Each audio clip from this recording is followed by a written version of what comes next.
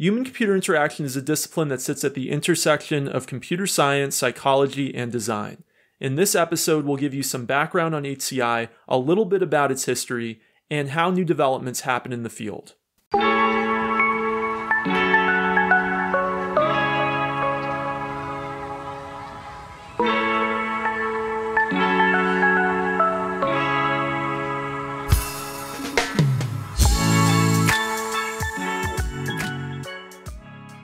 Welcome to Kopek Explains Software, the podcast where we make computing intelligible. Let's start with a brief definition of human-computer interaction. Human-computer interaction is about the interface between the machine and the human being. Both the machine and the human being have inputs and outputs.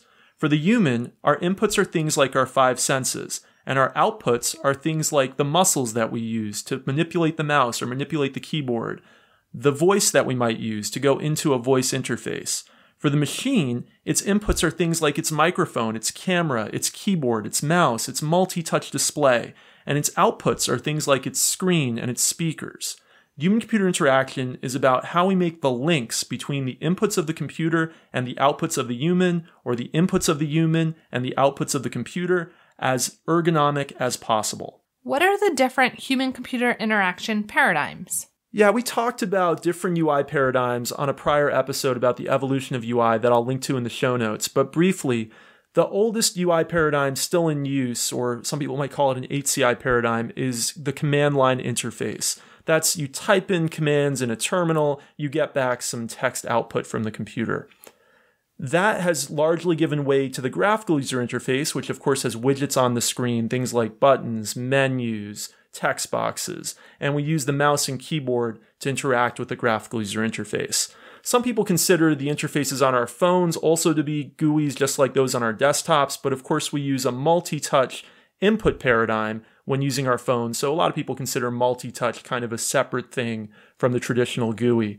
Then we go to more cutting-edge interfaces like voice interfaces on our Amazon Echo device or our digital assistants like Siri and Cortana. And looking to the future, we have things like virtual reality and augmented reality that are becoming more and more mainstream, and even neural interfaces that in the future might allow us to directly just think and get our output to the computer without it even needing to have us manipulate any muscles. And again, we went into this in more detail on a prior episode that's linked to in the show notes. Let's dive into the development of human-computer interaction. What are some of the main landmarks of HCI or significant events in its history? In the early days of computers, there wasn't much of an HCI as a field.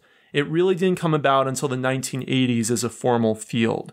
However, that doesn't mean that people weren't thinking about human-computer interaction going way back. And I want to give some credit to the book Human-Computer Interaction, An Empirical Research Perspective by Scott McKenzie, which I used as a source for a lot of the information in this part and the rest of the episode. So going way back to 1945, Vannevar Bush wrote an essay, he was kind of a public intellectual, called As We May Think. And he was already thinking about things like hypertext and an interface that wasn't that dissimilar from what we would recognize as the World Wide Web today. So people were already thinking about how can we take huge amounts of information that might be stored in computing devices and make them accessible and ergonomic to human beings, going way back to the 1940s. But it wasn't until the 1960s that many of the landmark experiments that kind of kicked off the field really started to happen and some of the important inventions were created. For example, in 1962, Ivan Sutherland demoed Sketchpad. Sketchpad showed the manipulation of vector graphics on a computer screen at a time when most computers didn't even have screens. They had punch cards and teletypes, and it really was something very futuristic at the time to be able to use what in the demo used a light pen. It looked like something from science fiction. And another thing that looked like science fiction was the invention of the mouse, which happened just a year later in 1963 by Douglas Engelbart. So these two inventions in the early 1960s were decades before they would actually be usable on a computer for your average user. but people were already at the point where computers were powerful enough that they could actually be developed, although of course they would be way too costly to manufacture for the masses. In 1968, talking about Douglas Engelbart, he gave an amazing demo sometimes called the mother of all demos, in which he showed something that sort of kind of looked like a graphical user interface being manipulated with a mouse with some WYSIWYG, which means what you see is what you get, text editing. And this was really, again, more than a decade before any of this would be commercialized. So the mother of all demos kind of demonstrated to people what was possible, where could this technology go, at a time when people really still thought about computers as something that just big corporations and governments used for crunching numbers. In the 1970s, weren't a lot of interesting things happening at Xerox PARC? Yeah, there were a lot of landmark innovations at Xerox PARC Research Facility in the 1970s. They had a computer that came out in 1973 called the Alto. It wasn't widely sold. It was really more of an internal development that already had a graphical user interface. It had a mouse. It had networking. And it had an object-oriented programming system that was eventually developed for it. These were innovations that wouldn't be in mainstream computers for more than a decade later. So they were really ahead of their time. They eventually did commercialize this into a product called the Xerox Star that came out in 1981, but it was way too expensive for most people. So it wasn't until 1984 that the Apple Macintosh came out, and Apple actually had an agreement with Xerox, but that's a conversation for another time because there's a lot of controversy around that bit of history and kind of whose innovation came from whom. But anyway, it wasn't until the Macintosh in 1984 that the graphical user interface and the mouse were really in a machine that was affordable enough for everyday people to be able to purchase. Apple had come out with the Apple Lisa, which was about $10,000 in 1980s dollars a couple years before, but the Macintosh came out at a price point of $2,500 in 1984 dollars, and it was something that regular people could actually buy. So as you can see, it took a long time for these innovations of the 1960s, really about 15 years, to become commercialized in a form that people could actually afford. And in 1982 and 83, there were also some important landmarks for HCI. Yeah, this is when the field of HCI really became something that was studied seriously by researchers. So it's when the field of HCI really came into its own. And in 1982, the first conference held by the ACM, and the ACM is really the main computer science organization, or we could say the most important computer science organization in the world. They held the first conference that we could say was a conference on HCI. And in 1983, a landmark textbook called The Psychology of Human-Computer Interaction came out, which both of these events together are sometimes combined, along sometimes with the Macintosh release as well, to say that they were the era of the birth of HCI as a formal field. After the Macintosh, there was Windows 1.0 in 1985. The Macintosh comes out in 84, and a bunch of other graphical user interfaces come out around that same time. The most notable one that's still with us today, of course, is Windows. The first version of Windows wasn't used very widely, and most personal computer users would keep using command line interfaces until the 1990s, when Windows really became mainstream with versions 3, 3.1, and 95. In terms of the commercialization of cool HCI technologies, two other landmarks I want to mention are that 2007 was when the iPhone came out, which really popularized multi-touch. We'd already had touch screens in popular devices like the Palm Pilot going back to the 1990s, but we didn't have multi-touch, which was developed at a startup called Fingerworks in a mass-scale device until the iPhone in 2007, and Apple had bought Fingerworks. And then voice interfaces really became mainstream in the 2010s. Again, they had existed for decades. They were used in some phone systems. They did have some computer applications, but they weren't something that everyday people used until Siri came out in 2011 on the iPhone. And then, of course, Amazon came out with the Echo in 2014 with Alexa. And so voice interfaces have really come into their own over the last decade. So all of this is just to give you kind of a broad overview of the history of HCI and when these innovations kind of came to market. As we're talking about these innovations, many of them were developed in an academic setting, and some were businesses. Can you talk a little bit about that? That's right. HCI is a formal area of research in universities. There are many people who get their PhDs in human-computer interaction and do some very interesting scientific experiments. But a lot of the work in HCI is also done, as I mentioned at the beginning of the episode, by designers. And a lot of the work is also done at large corporations, which often have sophisticated research organizations in and of themselves. We already mentioned Xerox PARC, but of course there's also things like Microsoft Research, and Google and Apple have research divisions as well. So there's really a symbiosis between what happens in academia and HCI and what happens at large tech companies. You'll find if you look at the history of the field, often things like the mouse, for example, first came out of real heavy research institutions and then later on evolved into commercial projects. And you'll see that it often takes, it seems, about 15 years for something to emerge in research and get commercialized. But the research is very serious. The research is statistically rigorous. It is done by people who are making small incremental improvements, standing on the shoulders of giants, like in all serious scientific disciplines. And what I think I want to be most clear about is that somebody doesn't just usually come up with one of these new ideas. It's not that somebody was just walking down the street and they thought of multi-touch. It was that touchscreens evolved over decades through serious research being done at both the hardware and the software level, and a lot of incremental improvements done by individual researchers and innovators before it became a commercial product. What are the research studies in HCI like? Yeah, let me just give you examples of a few different kinds of research studies. So one classic research study, when they were, for example, inventing new pointing devices, involves what's called Fitts law. You have a target on the screen, and somebody needs to try to go and click, if it's the case of the mouse, or just hit that target as quickly as possible and as accurately as possible. And what Fitts law says is there's a relationship between how big the target is and how far the target is away from where the pointer starts, with how accurate and how fast somebody will be able to hit that target. So you can imagine an experiment. Let's say you were coming up with a new kind of pointing device where you literally just show rectangles on the screen, and the rectangle suddenly appears on different parts of the screen and appears at different distances from where the original pointer is, and it appears at different sizes, and we see how accurately and how fast somebody can hit that target. That's an example of a pretty basic experiment that's used for a wide variety of different kinds of new pointing device research. Here's another example. Maybe you're coming up with a new stylus. You might want to know,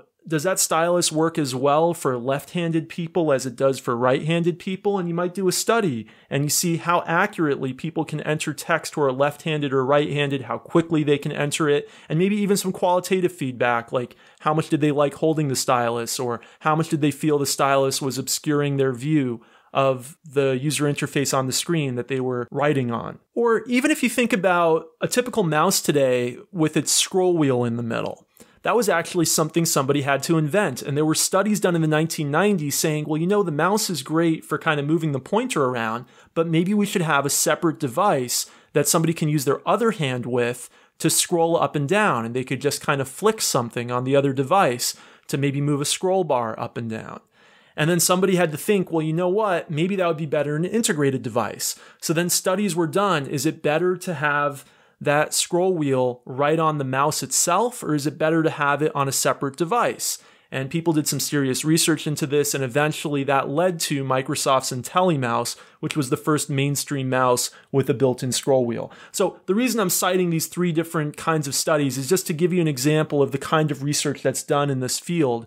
And as you might know, it's pretty fundamental, basic research. And it's not that things just come out of somebody's mind and then they work wonderfully. It's that somebody does a study, they see if something is a little better than what came before it, and they really prove statistically that it is or is not. We've talked a bunch about the scientific process and the history and the technical component of human-computer interaction. Let's talk a little bit about the design. Right, so there are people that come at this field from a very different point of view. There are scientists and researchers in the field, and there are also those that come from more of a design perspective. Sometimes people call that kind of like the hard side versus the soft side. I don't necessarily like that because that kind of puts down the designers to some extent. There are some very, very valuable contributions to this field from the world of design. One of the most famous books in the field is actually called The Design of Everyday Things. And it's not even about digital interfaces. It's actually just about all of the things we interact with in our lives, from doors to faucets to our ovens. and how the way that we use them can be as ergonomic as possible. It was created by a guy named Don Norman. Maybe you've heard the phrase before, Norman doors. It's actually related. It's a landmark book in this field. It's basically required reading for anybody that works in this field, and it's not all about just studies and rigorous statistics. It is about just some intuitive ideas about how we make things that are ergonomic for human beings to use. And almost all of those ideas in the book about physical objects are also applicable to digital objects. Let me give you an example. One idea in the book is what's called a signifier. A signifier is something that tells us that something is supposed to be used a certain way. For example, if a door is supposed to be pushed, you might see a little area on the door that indicates where it's supposed to be pushed. Well, in the same way, when you see a lever in your graphical user interface that is able to be manipulated or pulled when you click and hold with the mouse, you'll see a little line on it usually that indicates this is the area that you can click and hold on. That's a signifier. So you see how the same idea from the real world can also be applied to the digital world. So ideas like signifiers, and another one's called affordances, which is kind of what are we able to do with an object? How far does it go? How can we manipulate it? Are relevant as much to the real world as they are to the digital world. And then there are also people who write books and do research into design that's wholly digital. One book I like in that area is called Simple and Usable. I'll put a link to it in the show notes. So these folks that do come from more of the design perspective, they might still do testing. They'll still do a kind of user testing that might give them some statistics, but they're not doing heavy-handed research in the same way as some of the people who are coming more from the scientific side of this field are coming from. And I think people who are serious about HCI today are looking at it from both perspectives. They're taking the best of the scientific world, and they're also taking the best of the design world and putting it together. And they're also, of course, having to interact with computer scientists too. So that's really why this field is the intersection of computer science, design, and psychology. Another important part of human-computer action is actually about how human beings make errors. We make errors all the time. Like, how many times have you been exiting a program and you accidentally clicked the wrong button and didn't save your work, right? We've all done that. And over time, you might have noticed that operating systems and programs have gotten better about having built-in facilities to auto-save your work. Well, that was somebody actually thinking about what kind of errors do humans make as they use the interface for saving the work, and how can we try to reduce those errors? So a significant portion of this field is about reducing human error. Let me give you a really catastrophic example of this. In the 1970s, and this is a really famous example in the field, there was a nuclear power plant called 3 Mile Island in the United States, and there was actually nearly a nuclear meltdown there. And when it first happened, people said, well, it was human error. But then when people went and really looked at, and Don Norman, who wrote The Design of Everyday Things, is one of the folks who was on this commission, went and looked at what happened and really studied what happened, they found that actually the humans were inevitably going to make errors because the system was so poorly designed. So human-computer interaction is not just about how easy something is to use. It's also about how do we design things to account for human frailties and to account for the fact that human beings are not machines. And we have to have a very human-centric approach to the software and hardware that we develop. How do folks learn about human-computer interaction? Yeah, so like I mentioned, people come at it from different perspectives. But if you're in college or you just want to take a one-off class, typically you'll find a human-computer interaction class in a computer science department. You might also find classes related to the field in design departments as well, or even in psychology departments. I also mentioned several books during the episode. I mentioned the textbook by Mackenzie. I mentioned The Design of Everyday Things by Norman. I mentioned Simple and Usable. I'm going to put links to all of those books in the show notes. If you're just interested in learning more on your own, I would recommend starting with those books. Thanks for listening to us this week. Rebecca, how can people get in touch with us on Twitter? We're at Kopec Explains, KOPECEXPLAINS. Please don't forget to subscribe or follow us on your podcast player of choice and leave us a review. We look forward to seeing you in 2 weeks. Bye.